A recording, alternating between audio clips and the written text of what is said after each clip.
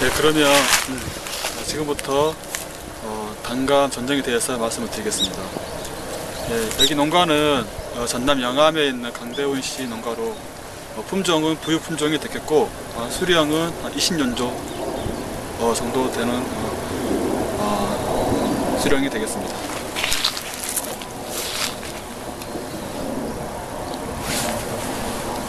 계속하십시오. 다른 과정도 마찬가지겠지만 다음도 일정한 수영을 유지하면서 전쟁하는 것이 중요하겠습니다. 감은 전구우세성이 강하기 때문에 유목기에 관리하실 때는 주관형으로 관리하시는 것이 좋습니다. 주관형으로 관리를 하다 보면은 일단 초기 수관 확대가 빠르기 때문에 수령 확보에 유리한 측면이 있습니다. 이 가을의 수령은 어느 정도 수령이 진행이 된 상태이기 때문에 초기 유목기에 주관형에서 지금 계신 자연형 수형으로 수형이 이루어진 상태이고 그러면 지금부터 수형 전정에 대해서 말씀을 드리겠는데, 전정은 일단 수관 상부에서부터 수관 하부로 이렇게 진행을 하도록 하겠습니다. 먼저 수관 상부에서는 주지 선단에 대한 주지 선단 연장지에 대해서 설명을 드리겠고, 그리고 아래쪽에서 수관 상부에서 나온 이런 도장지성 결과지에 대해서 전정에 대해서 말씀드리겠고, 그 다음에 이렇게 측지에 대해서 측지 갱신에 대해서 설명을 드리는 순으로 말씀을 드리겠습니다. 그러면 지금부터 주지 선단의 전정에 대해서 말씀을 드리겠습니다. 주지 선단의 경우에는 유목의 경우에는 주지 선단의 확장을 빠르게 유도하기 위해서 강하게 전정하여서 수관 확대하는 것이 중요하겠고, 성목의 경우에는 그 반대 개념으로 전정을 해주시면 되겠습니다. 일단 전정할 때는 선단의 경우에는 눈의 방향이 중요한데, 눈의 방향이 주지의 바깥쪽으로 난 눈을 중심으로 해서 절단해 주시는 것이 나중에 주지 연장지의 방향의 측면에서 중요하게 되겠습니다. 그래서 보시는 바와 같이 주지 선단의 바깥쪽에 난 눈을 기준으로 해서 주지 선단을 이렇게 절단해 주시면 되겠습니다. 그리고 이 주지 선단에 보면은 주지의 연장지를 제외한 나머지 가지들은 주지와 경쟁이 되기 때문에 이런 가지들은 기부해서 절단해 주시는 것이 좋겠습니다. 그러면 절단을 해보겠습니다.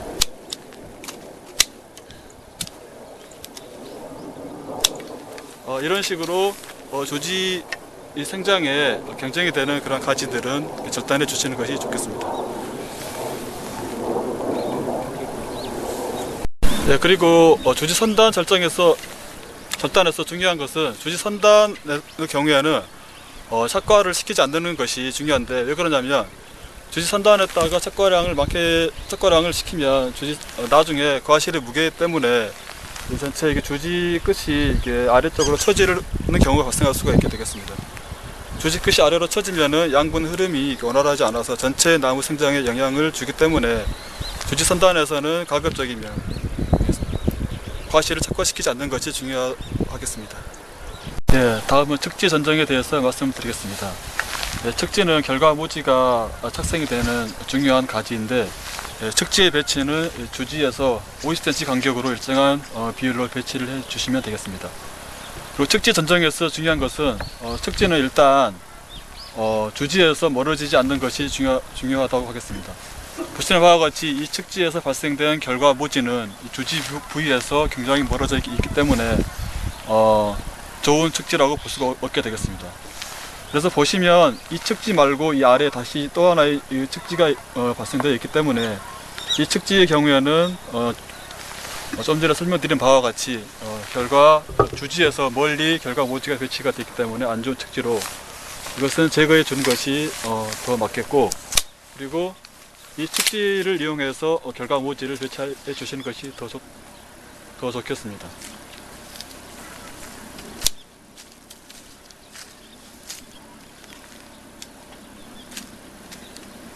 그리고 여 위에 보시면 이렇게 가지가 하나 발생이 되어 있는데, 이쪽에 보면 이 측지가 동해 피해를 받았는지 고사되어 있습니다. 그렇기 때문에 고사된 가지는 제거해 주시고, 이 가지를 이용해서 올해 결과 모지로 활용할 수가 있게 되겠습니다. 일반적으로 그 측지의 측지 갱신은 5년 이상 되면 측지 갱신을 실시하게 됩니다. 왜 그러냐면은 측지의 경우에 이렇게 5년 이상이 되면은 결과 부위가 주지에서 굉장히 멀어지게 됩니다. 제가 좀 전에 설명했듯이 항상 결과 부위는 주지에서 가깝게 유지하는 것이 감나무 결실 관리의 포인트라고 할 수가 있겠습니다. 그렇기 때문에 측지가 이렇게 5년 이상이 되면은 이 결과 부위가 주지에서 멀어지기 때문에 이러한 도장성 가지들이나 이런 가지들을 여름철에 수평 방향으로 유인해가지고 예비지로 두시면, 이 측지를 제거했을 경우에 이러한 예비지를 이용하여서 다시 새로운 측지로 우리가 갱신할 수가 있게 되겠습니다. 그래서 하지만 이 측지 같은 경우에 제거해버리면 이 예비지가 아직 어리기 때문에 제거를 해버리면 전체적인 결실이 떨어지기 때문에 이 측지는 올해 과실을 착화시켜서 어느 정도 수량을 확보하고 난 다음에 이 측지를 이용하고 이것은 제거를 하는 쪽으로 하는 것이 바람직하겠습니다.